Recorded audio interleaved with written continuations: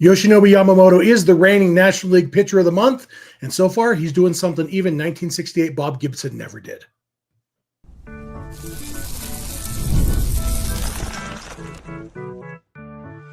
You are Locked On Dodgers, your daily Los Angeles Dodgers podcast. Part of the Locked On Podcast Network, your team every day.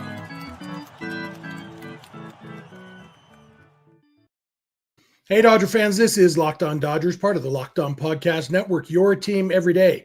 Thanks to our everydayers for making Locked On Dodgers your first listen every weekday morning. And thanks to those of you who are with us live here on Sunday evening. Remember, this show is free and available on all podcast platforms and on YouTube simply by searching for Locked On Dodgers. So please subscribe wherever you're watching or listening right now.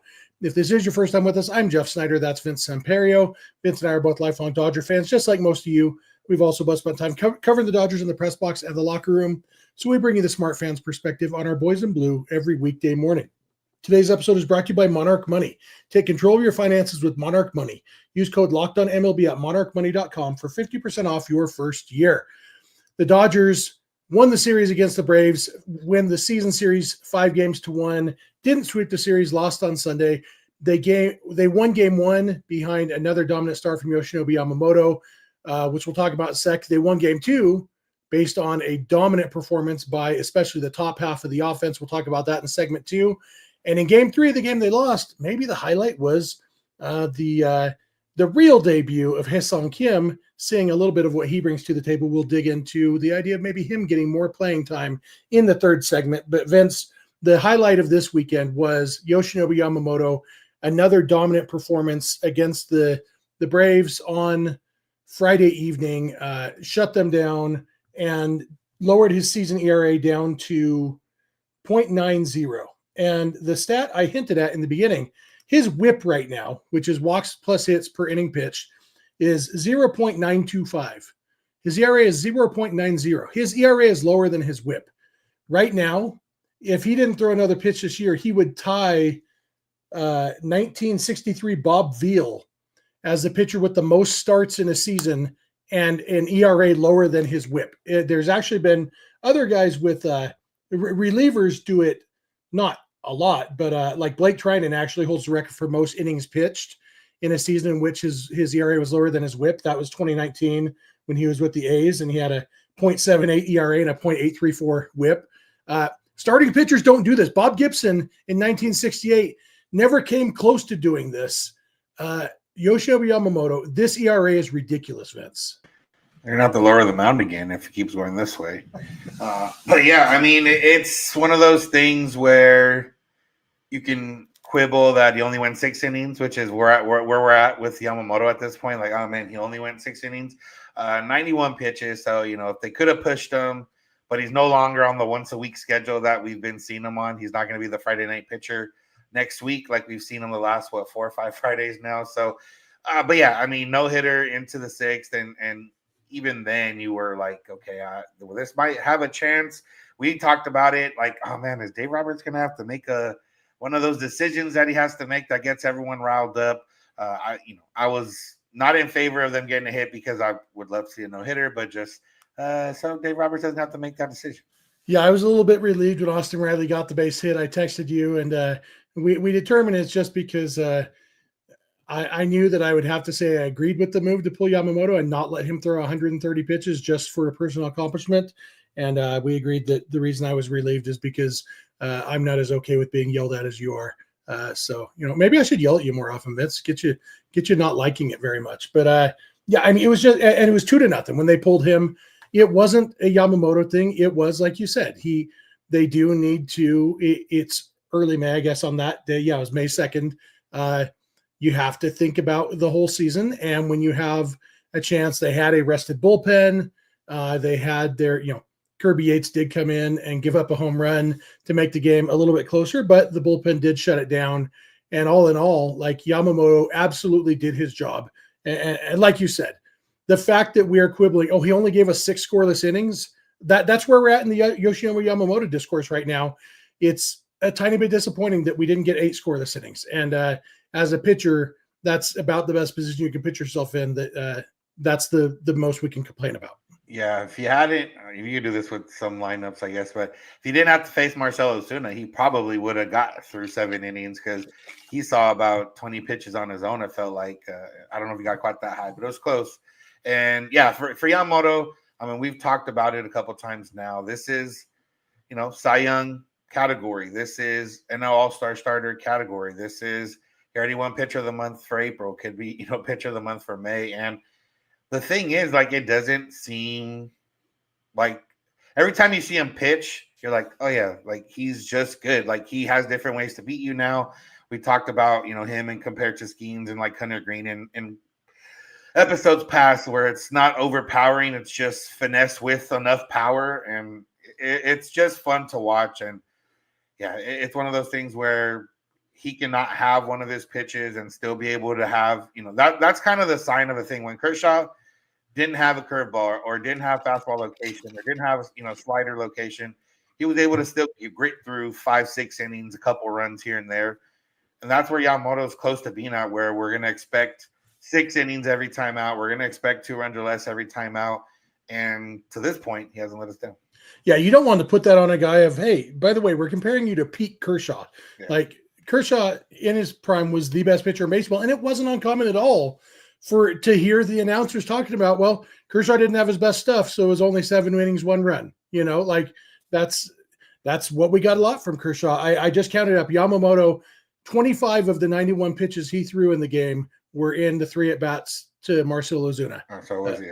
Yeah, so that was the difference. If he gets a couple quicker outs there, cut down 15 of those pitches, Yamamoto easily goes 7 and probably 8. But you know what? That's why a guy like Marcell Ozuna is valuable, working walks and working counts. And, Ozuna was the one guy who Yamamoto had trouble putting away. He fouled off, foul ball after foul ball after foul ball. Even the one time Yamamoto got him out, he was on the 8th pitch of an at-bat on a full count. He worked the count a lot. And you know what? If there's only one guy in the lineup that you have trouble putting away and the end result is just 2 walks and a ground out, I mean, that's a dominant game. Yeah, you'll take that for sure. Want to give a mini shout out to Evan Phillips, who's been lights out since he's come back from IL. He got thrown right into the fire as soon as he got back a couple weeks ago. He got the save there on Friday night. And yeah, I mean, I don't know if we'll get to talk about him because who knows, maybe, his next outing could always be a bad outing. And then we don't have any off days so I wanted to make sure to show him love right now. Yeah, because it wasn't an easy part of the lineup. He came in, they had Tanner Scott pitch the 8th inning. And I don't know if that was because they were expecting the rain delay and they thought they might only get 8 innings, or if it was just because they knew they didn't want Scott necessarily going against the Riley Ozuna portion of the lineup. But anyway, they went with Tanner Scott in the 8th inning. Then there was an hour-long rain delay. And then Evan Phillips came in and got Austin Riley and Marcell Ozuna, struck both of them out. And then a walk to Matt Olson, and then a little weak ground out to Sean Murphy, and the game's over. Absolutely. Evan Phillips has looked really good and looks comfortable. And when you throw in, you've got Tanner Scott and Kirby Yates and now Evan Phillips too. You've got, especially, when Michael Kopech comes back, eventually Blake Trinan will be back. Eventually Brusdar Graterol will be back. A lot of arms in that bullpen, and Evan Phillips fits right in there. And I did mention in the beginning, Yamamoto was named the National League Pitcher of the Month. Andy Pages was named the Player of the Week for the previous week. We'll talk in the next segment, next couple segments, how Pages has come back to earth a little bit. But ultimately, the Dodgers won Game 1 because of Yamamoto. They won Game 2 because the offense showed up in a big way, especially the top 5. We'll dig into that next, so please keep it locked on Dodgers. This episode is brought to you by Monarch Money. Do you ever check your bank account and wonder, where did all my money go? Between dining out, online shopping, and entertainment, it's so easy to lose track, and that's where Monarch Money comes in. It's your personal CFO giving you full visibility and control over your finances, because Monarch Money isn't just a budgeting app. It's a complete financial command center. You can track all your accounts, investments, and spending in one place, so you stop just managing your money and start building wealth. For me, I love that you can do everything. You've got your bank accounts, your mortgage account, your car payment, your credit card accounts, your investments, everything all in one place. So you get a big picture look at what your finances look like. And it's so easy to collaborate with your partner. You can track shared and personal accounts, set goals, and stay on the same page without the stress. So take control of your finances with Monarch Money. Use code LOCKEDONMLB at monarchmoney.com for 50% off your first year. That's monarchmoney.com, code LOCKEDONMLB for half off your first year. Hey, we're back. Thank you for making Locked On Dodgers your first listen every weekday morning. Thanks for being an everydayer if you are. If you're not an everydayer, it's easy to become one. Just watch or listen every weekday morning, and then voila, you are an everydayer. Also, you can go be on the podcast and become a Locked On Dodgers insider by going to joinsubtext.com/LockedOnDodgers. You can get text directly from us, have one-on-one conversations with us, and get access to our exclusive Discord server, Talking Dodgers with other Locked On Dodgers fans. So be sure to check that out. And for your second listen, check out Locked On MLB, hosted by our buddy Paul Francis Sullivan, a.k.a. Sully.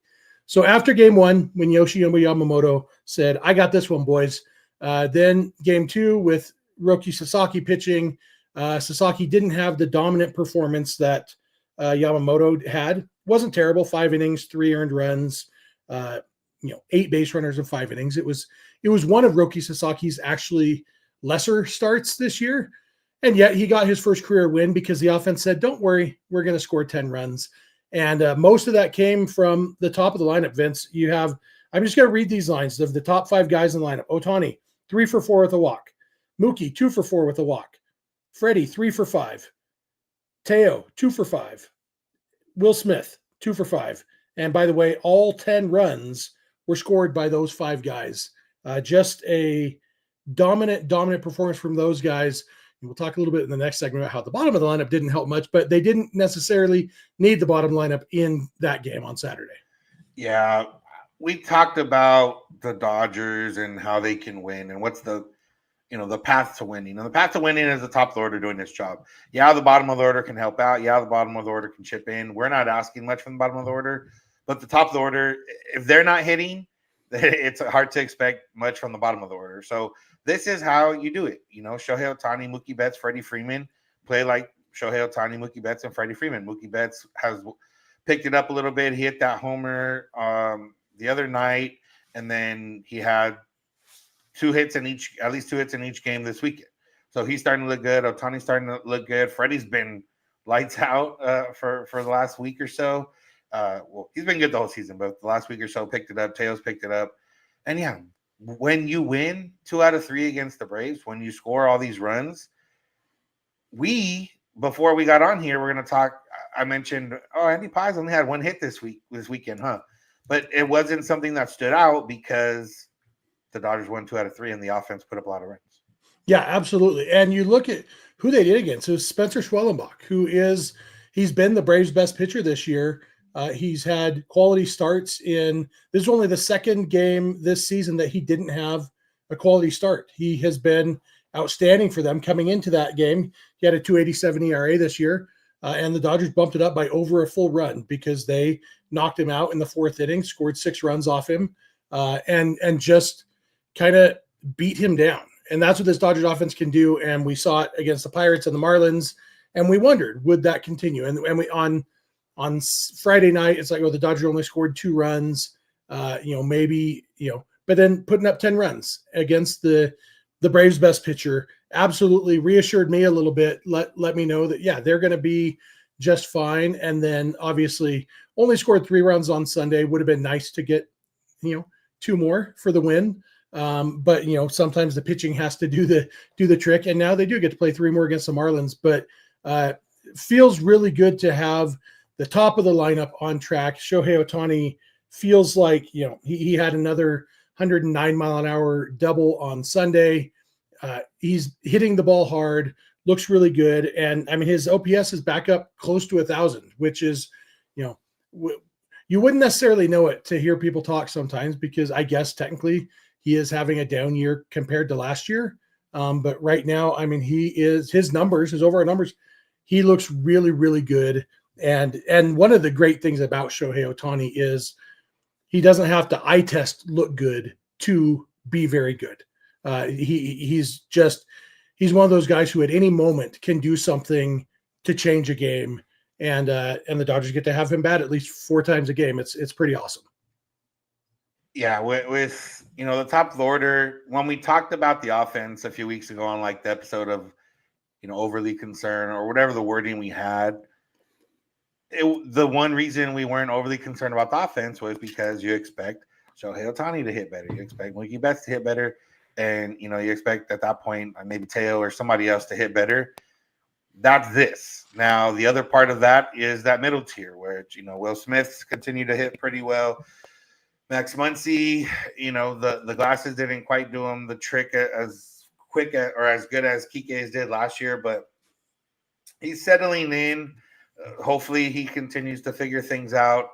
And then now we're back to the bottom of the order. In the bottom of the order, yeah, there are concerns, but when the top of the order is doing this, that's when the concerns can be pushed a little bit or quelled a little bit. Maybe not so much quelled in the chat we have here, but in general, like, you score 15 runs in a 3-game series, you're happy.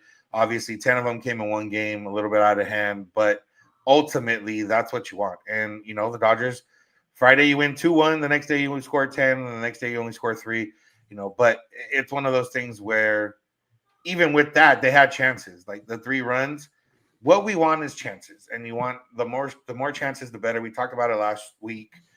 The Dodgers OPS with runners in scoring position is the highest in the league, but the number of at-bats was like 19th. And if they can up the other one, then they'll score a lot more runs. Yeah, absolutely. They outscored the Braves 15-8 in this series. And, it would have been great to sweep this series. And it's kind of interesting for us sitting here on Sunday night after the Dodgers lost this game. But our Sunday night episodes are, let's talk about the Friday through Sunday series, and we don't want to give the short shrift to the 2 games that the Dodgers did dominate, one on the pitching side, one on the offensive side. And so, yeah, I get why the chat is a little more negative because today was a frustrating loss for sure. Especially having the tying run on third base with 1 out and then not even being able to hit a fair ball after that.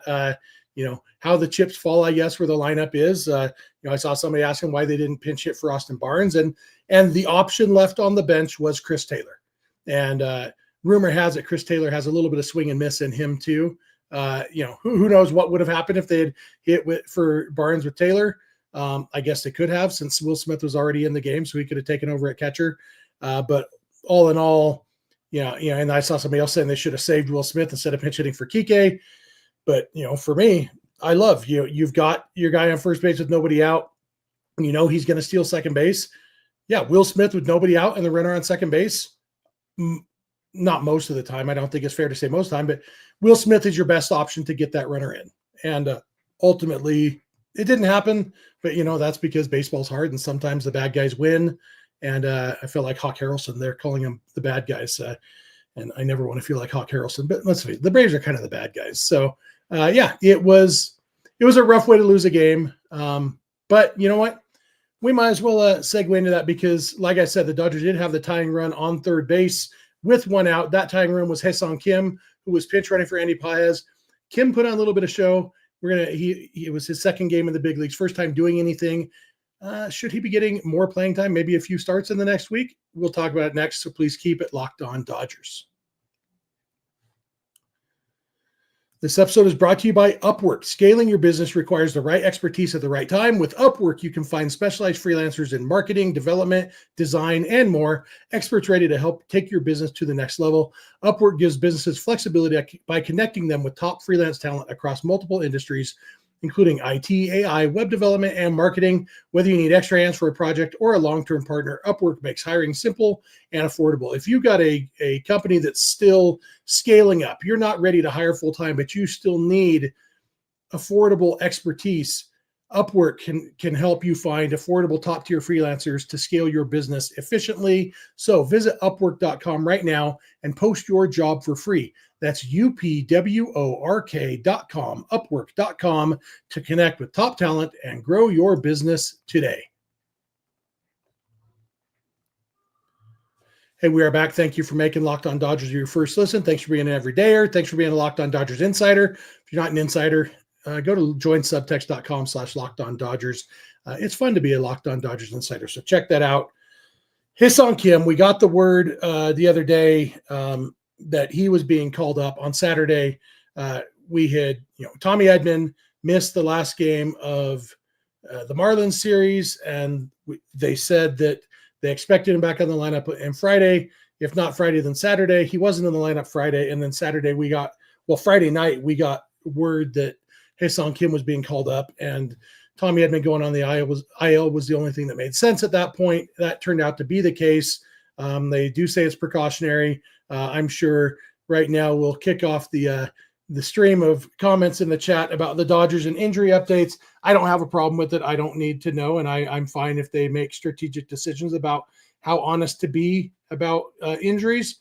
But in the end, Hyeseong Kim got called up. He did get in on defense on Saturday night, didn't get to touch the ball, just in there for half an inning, and then came in as a pinch runner on Sunday for Andy Pajes, stole second base, went to third on a very aggressive base running move after Will Smith struck out. The catcher didn't catch the ball cleanly, and while the catcher was throwing the ball to first base, Kim darted for third, got himself in position to score the tying run. It didn't end up happening, but that wasn't Hyeseong Kim's fault. He was pretty dynamic on the bases, Vince.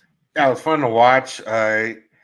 Is he the first guy we've seen on the Dodgers that has double mitts on the hands? He might be. Yeah.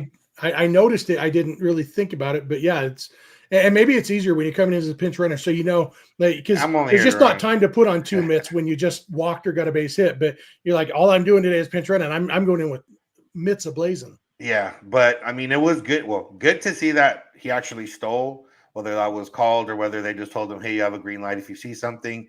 He got a great jump. Drake Baldwin actually made a pretty good throw that made it closer than I thought when you see what the jump was.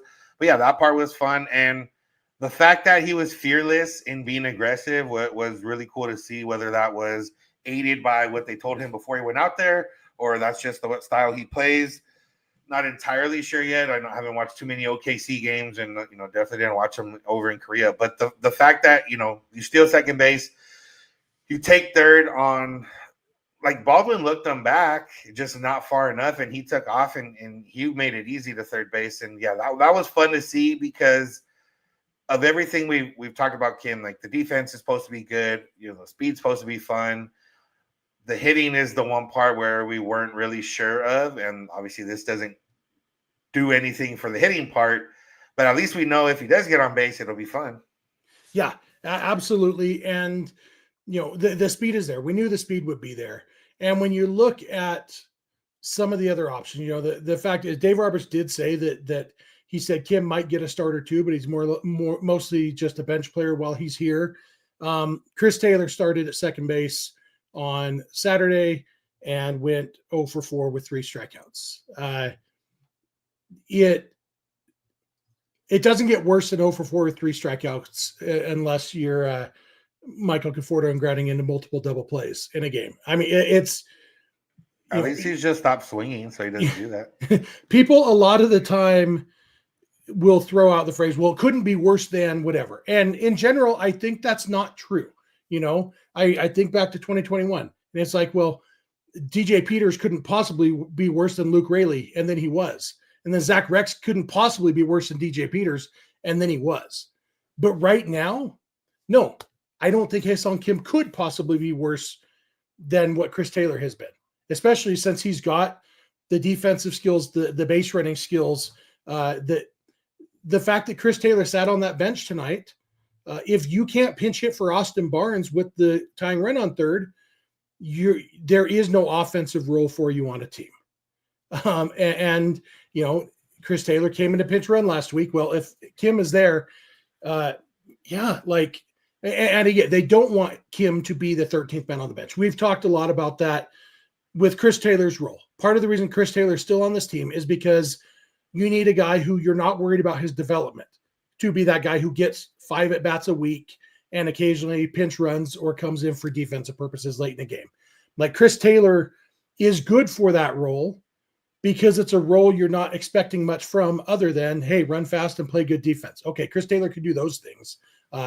But if they could carve out a way for Kim to get, a couple starts a week too, and be this weapon off the bench, base running, because he is faster than Taylor and a better base runner than Taylor probably. Just because of age, if nothing else. Like I would really like to see the possibility of when Tommy Edman does come back, maybe instead of sending Kim down, maybe, they kneecap Chris Taylor or Michael Conforto, not literally kneecap. I'm not advocating an actual physical attack on these guys, but you know what? You got a sprained hit tool, bro. You're going on the IL for 10 days. Yeah. At this point, it seems like kind of a no-lose situation in throwing Kim out there for a handful of starts, because if he does well, then obviously it helps your team in the moment. It gives you a little bit of thoughts. Okay, he might be able to handle this job up here. If he doesn't do well, then it maybe reaffirms a little bit of what you thought of. Okay, he's still working on his swing. Well, this is all offensive. Obviously, we're assuming that his defense is going to be fine and his speed is going to play whenever it comes into play. This is mostly speaking offensively. And yeah, if he doesn't hit, maybe it reaffirms a little bit, or they realize, okay, we need to make this tweak, and then he goes back down when Tommy Edman comes up. But the positive outweighs what the negative is with this, because you could find out, okay, he hits well enough, or at least puts the ball in play, or whatever it is. And yeah, you could say, okay, Michael Conforto, you went from hitting into 10 double plays to, striking out, looking across the entire weekend to, okay, now take a mental reset. I don't know. I don't think mental stuff is allowed for the IL yet. I don't know. But yeah, like you said, something that go take a break, go do something. Yeah, do something that's not on the active roster for 10 or 20 days. And, because the Dodgers do have so much positional flexibility, whether it's Kim has played some center field in AAA, but obviously Tommy Edman can play center field when he comes back. You go with Kim at second and Edman in center and Pages in left, and boom, there's your replacement for Michael Conforto for a little while. It's not as easy. I think if Conforto was younger, he would already have been sent down to the minors. But Conforto is a veteran, can't be sent to the minors, and so it's either an injury or a DFA. They're not going to pull the trigger on a DFA yet. The Dodgers are winning. The Dodgers are winning. They're not going to DFA Michael Conforto. Yeah, and I don't think they should. But I do think that finding ways, whether it is benching him and, jettisoning somebody else and bringing Kim up. I mean, the fact that Kim is here right now, there's also, we should mention Dalton Rushing started in left field on Sunday for Oklahoma City. It's his first start there this year. He did play, I think it was like 35 innings there last season. I mean, 35 innings, that's a little less than 4 games. And so he is not an experienced left fielder yet. But the fact that they did start Rushing there, he's also played 5 or 6 games at first base. Seems like they might be thinking about some sort of utility kind of backup catcher role for him, where if they decide to cut ties with Austin Barnes, or metaphorically kneecap Austin Barnes, and have Rushing be the guy who he gets those 2 starts a week that Will Smith doesn't make at catcher, plus he gets a start a week at first base for Freddie Freeman and a start a week in left field, then suddenly that's enough playing time to justify calling up Dalton Rushing. Now it's a little trickier because he's not currently on the 40-man roster, and so they would have to DFA somebody to make room for him. But I do think Dalton Rushing is going to debut at some point this year, and the fact that he is playing left field right now seems like they're at least considering the possibility of it being if Michael Conforto doesn't suddenly remember how to hit. From going to saying he's going to be a catcher this year to all randomly starting in left field, it's not random. He's starting there because Michael Conforto has been bad, and they want to, with Conforto, I think I'd say they're going to give him to at least June to kind of figure it out. Realistically, that's because you need to see what you have in your system before deciding what you need to trade for at the deadline. Now you can always trade for a bat, and you're never gonna have too many spots or not enough spots for a bat. You're not going to ever have not enough spots for a good arm, which is something they could go after every year. But if Dalton Rushing comes up and shows, hey, I can be a guy that can play left field passively and hit pretty well, then, other teams will notice that too and say, well, Dodgers aren't that desperate. We can't ask for their top 4 guys. We can ask for, 3 guys lower in their system. Like, they're different. It's all posturing, and it's all figuring it out at the end of the day. And that's where the Dodgers are at. And that's why, like, a lot of the talk of the concerns about the team right now, if those are the concerns in September, then yeah, we're in a different place. But these are the concerns in May, and they're going to work on trying to figure out the best configuration for October. Yeah. Should note our buddy Mike Salas in the chat. He's very familiar with Oklahoma City. He says the only reason Rushing played left field was because Kim is in the big league, so their bench is a little bit light. That could be too. I mean, obviously that's definitely part of it. I do wonder though. I don't throw anybody out there. Yeah, the fact that it was Rushing when he is one of their top prospects, could have some meaning at some level anyway.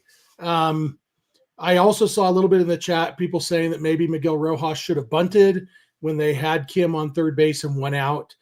You and I had a little conversation with our buddy Justin in Twitter DMs after the game about that.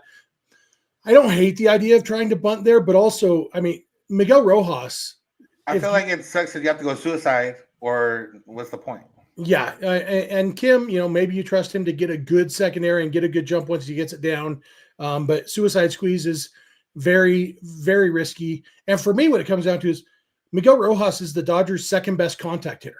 Like, I think Mookie Betts is the only guy with the lower strikeout rate on the Dodgers this year than Miguel Rojas. And so, yes, Rojas looked terrible and struck out swinging at the same pitch 3 times. But in general, crystal ball, yes, should have done something other than striking out if we had been able to see the future.